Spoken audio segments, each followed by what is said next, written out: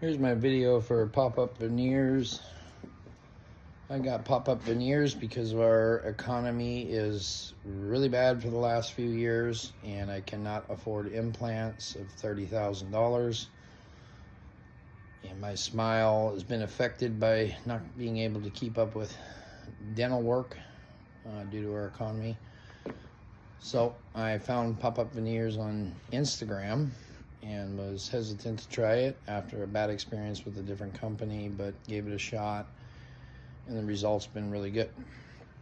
The impression kit was actually very easy to do. You just follow the steps, make sure you got everything prepped and ready, and it will go well. Here's my teeth now. As you can see, pretty rough. And I'm gonna pop my veneers in to show you how easy it is. So here we have the bottoms.